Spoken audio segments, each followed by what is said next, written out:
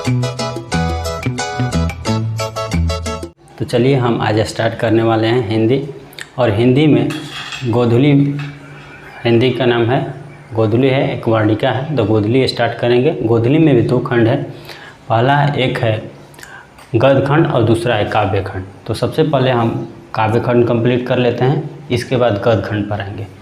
तो काव्य खंड में पहला है गुरु नानक जी के द्वारा लिखा हुआ है, हिंदी का गुरु नानक जी के द्वारा लिखा है राम बिनु बिरथे जग जन्मा।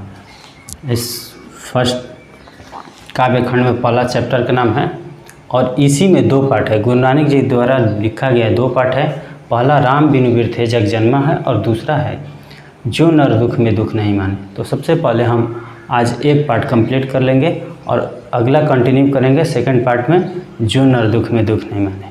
तो सबसे पहले देखेंगे कि गुरु नानक जी के द्वारा लिखा हुआ ये राम बिनु बिरथे जग जन्मा है। तो सबसे पहले गुरु नानक जी की जीवनी के बारे में जान लेते हैं, तब इसके बाद आएंगे इसके भावार्थ के बारे में। तो सबसे पहले गुरु नानक जी का जन्म 15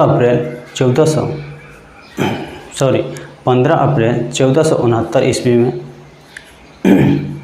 इनका जन्म हुआ। रावी नदी के किनारे तलवंडी नामक गांव, जिला लाहौर, पाकिस्तान में हुआ। इनके पिता का नाम कालू चंद या विकिपीडिया के अनुसार कल्याण चंद्र बताया गया। इनकी माता का नाम तृप्ता और इनकी पत्नी का नाम सुलक्षणी बताया गया।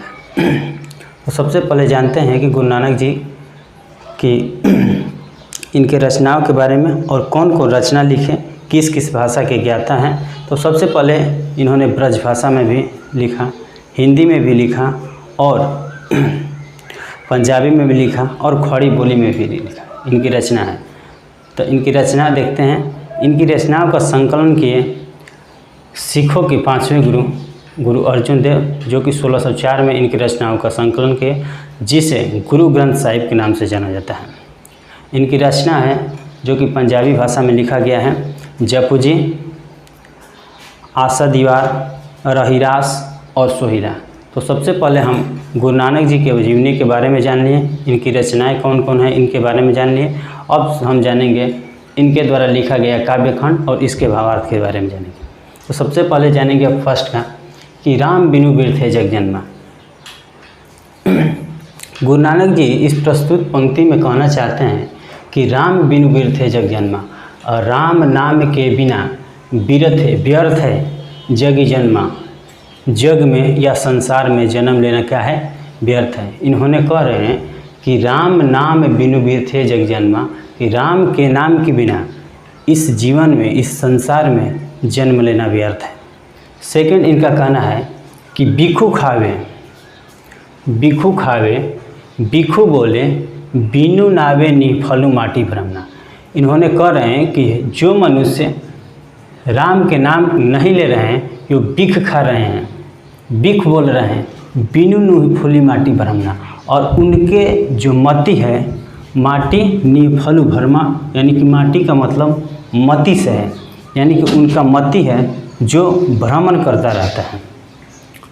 इन्होंने इस सेकंड पंक्ति में कह रहे हैं कि बिखू खावे बिखू बोले बीनू नावे निफलू माटी भ्रमण, यानी कि वो बिख खा रहे हैं, बिख बोल रहे हैं और उनका जो दिमाग है, मति है, वो इधर उधर भ्रमण करते रह रहे हैं या करते हैं। थर्ड कह रहे हैं कि पुस्तक पाठ व्याकरण बखाने संधिया कर्म तिकाल करें। पुस्तक पाठ व्याकरण बखाने संधिया कर्म तिकाल करें। कहने का अर्थ ये है कि आप पुस्तक पढ़ रहे हैं, पाठ कर रहे हैं, व्याकरण बखान रहे हैं और संध्या कर्म कर रहे हैं। संध्या कर्म कर रहे हैं यानी कि संध्या में आप धूप, दिया, अगरबत्ती जो भी जला रहे हैं वो सब व्यर्थ है। बिना राम के, अगर राम के नाम नहीं ले रहे हैं तो वो सब करना व्यर्थ है। अगला इनका कहना है कि बिनु गुरु शब्द मुक्ति कहाँ प्राणी। बिना गुरु शब्द के प्राणी मुक्ति कहाँ पाएगा, कि बिना गुरु शब्द मुक्ति कहाँ प्राणी, राम नाम बिनु अर्जी मरे। बिना गुरु शब्द, बिना गुरु के शब्द के मुक्ति कहाँ पाएगा, कहाँ प्राणी, राम नाम बिनु अर्जी मरे। राम के नाम अगर नहीं ले रहे हैं तो इस संसार में, इस जग में उलझ कर मर जाइएगा और आपको मुक्ति नहीं मिलेंगे। अब कह रहे हैं कि दंड कमंडल शिखा सुत धोते। इनका कहना है कि अब दंड कमंडल या धार्मिक आडंबर कह लीजिए कि दिखावा कह लीजिए कि दिखावा में आप रह रहे हैं। मान लेते हैं दंड कमंडल लेकर, शिखा सुत धोती, जनेऊ धारण कर लिए, धोती पहन लिए, तीर्थ गबनु अति भ्रमण करें। आप जगह जगह तीर्थ कर रहे हैं, कहीं मान लेते हैं वृंदावन, मथुरा, गोकुला, इधर उधर काशी द्वारिका जा रहे हैं, लेकिन राम के नाम नहीं ले रहे हैं, तो वो सब करना व्यर्थ है। वो सब करना क्या है? व्यर्थ है। अब कह रहे हैं कि राम नाम बिनु शांति न आवे। कह रहा है कि हे मनुष्य, है मानव कि राम नाम बिनु शांति कहाँ से आवेगा? राम नाम बिनु शांति न आवे, जपि हरि हरि नाम सुपरि परे। यानी कह रहे हैं कि राम नाम बिना शांति नहीं आएगा। जब तक हरि का आप नाम न लीजिएगा तो आप मुक्ति कहाँ से पाइएगा? मुक्ति आप इस संसार में नहीं मिल सकता है आपको। कह रहे कि जटा मुकुट तन भस्म लगाई, जटा मुकुट तन भस्म लगाई, बसन छोड़ी तन नग्न भया।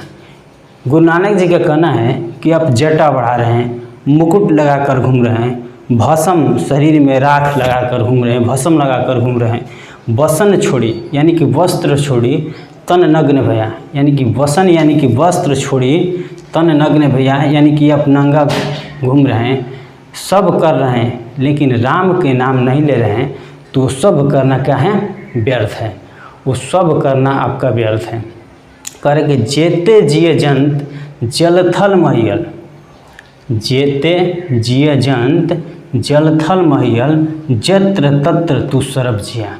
इनके द्वारा कहा गया है कि जेते जंत, जितना भी इस संसार में जीव जंतु जल थल आकाश, सब राम के बिना राम के कृपा के कुछ नहीं है। जत्र तत्र तू सरब जिया कहने का मतलब है कि हे मनुष्य, इस संसार में जितने भी जीव जंतु जल थल हैं, जत्र जीव जंतु हैं, वो बिना राम की कृपा के कोई नहीं चलता। इसलिए राम के नाम लेना बहुत ही ज़रूरी है। या राम के नाम लेने के बगैर आपको मुक्ति नहीं मिल सकती। गुरु प्रसादी रखिले जन को, गुरु प्रसादी रखिले जन कोई, हरिरस नानक झोली पिया। कह रहे हैं कि गुरु प्रसादी के बिना आप इन संसार में मुक्ति नहीं पा सकते हैं। तो इसलिए गुरु प्रसादी आप रखिए। कह रहे हैं कि हरिरस नानक झोली पिया। हरिरस, मेरे झोली में हरि का रस मिल गया है और अपने झोली में हम का हरि का रस का कर लिए हैं, रख लिए हैं। इनके द्वारा कहा गया है कि अगर राम के नाम नहीं लेते हैं, इन्होंने अपने भक्ति के बारे में वर्णन किया है और कहा है कि राम के नाम के बिना इस संसार में आपको मुक्ति नहीं मिल सकता है। इसलिए आप लोग राम के नाम लीजिए। और इस काव्यखंड में इन्होंने यही चर्चा किया है, यही बताया है, अपने भक्ति के बारे में बताया है। अपने भक्ति के माध्यम से इन्होंने राम के नाम का बखान किया है। तो चलिए आज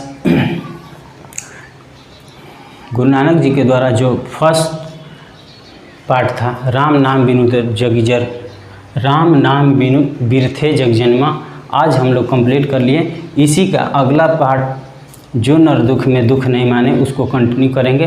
तब तक लिए धन्यवाद।